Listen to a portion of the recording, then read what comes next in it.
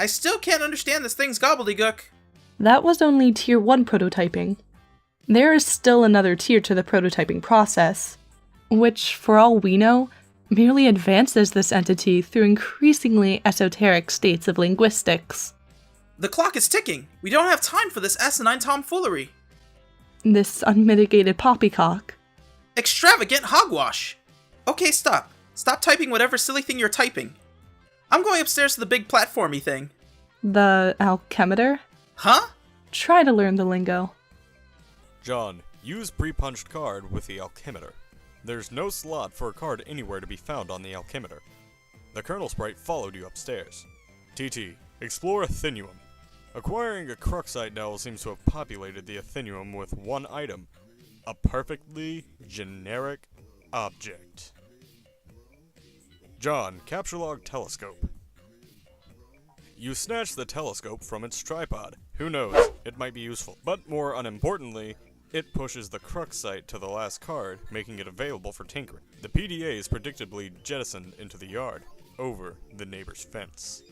John, put Cruxite on weird pattern on alchemeter. You place the Cruxite dowel on the alchemeter's small pedestal. Something is happening.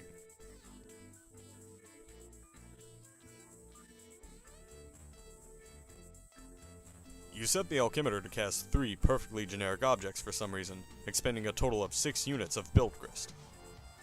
These things look completely useless. What a waste!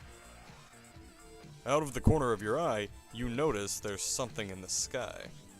John, switch modus and use telescope to inspect sky. You switch back to stack modus and get a closer look with your telescope. Whatever it is, the Colonel Sprite seems particularly agitated about it.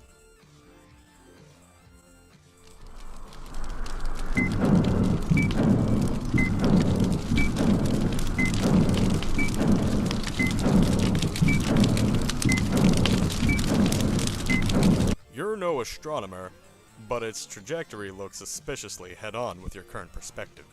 This is a troubling development. John, high five Colonel Sprite. You figure you've left him hanging long enough. John, attempt to ingest a unit of build grist. It is tempting because they strongly resemble rock and blue raspberry gushers. However, units of build grist are a gaming abstraction and do not seem to exist on the physical plane. There is apparently no crisis so imminent that will deter you from contemplating idiotic and frivolous actions. Your dad is getting home. John? What did you do with your PDA this time? I'm working on the bathroom, but we are running low on build grist. TT, revise bathroom.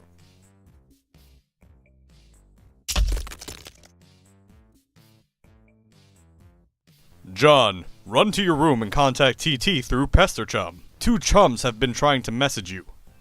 John, answer chums. I'm working on the bathroom, but we are running low on build grist. Oh man, who cares about the bathroom? Now there's a meteor heading for my house! I see. Do you suppose it has anything to do with the game? I don't know, maybe? What do I do? I think it's very likely.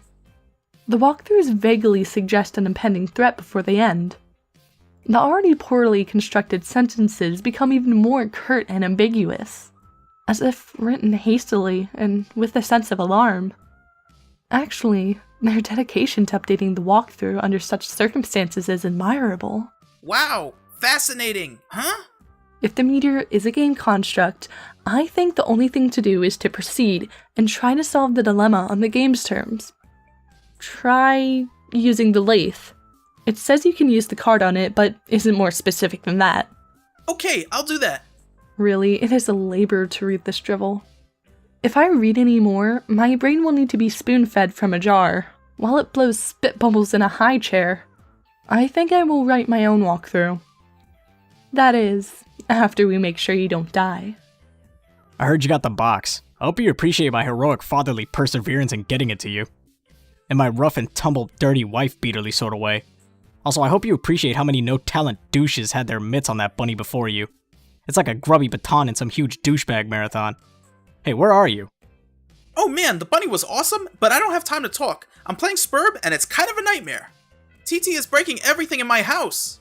Dude, I told you to steer clear of that game. And for the matter, you should probably wash your hands of flighty broads and their snarky horseshit altogether. And now there's a meteor coming, and I'm not even joking about that. It's like a big asteroid or comet or something in the sky, heading right for my house. Oh man, how big is it? I don't know. Big, I guess? I gotta go. We'll talk later if I'm still alive and the Earth isn't blown up. Like the size of Texas, or just Rhode Island?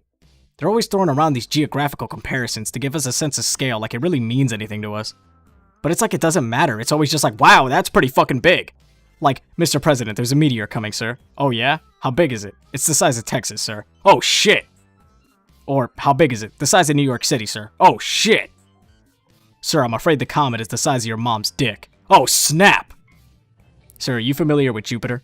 You mean like the planet? Yeah. Well, it's that big, sir. That sounds pretty big. I have a question. Is it Jupiter? Yes, sir. Earth is literally under siege by planet fucking Jupiter. Oh shit! Anyway, later. John, use pre-punched card on totem lathe. You slip the pre-punched card into the slot on the totem lathe. Above, the tool arm deploys a configuration of chisels. Now you just need something to lathe. John, take Cruxite to totem lathe. Cursing your lack of foresight, you return to the balcony for the Cruxite doll you left on the pedestal. You navigate the hallway leery of your dad, who is presently puzzling over the new fixture in his hallway.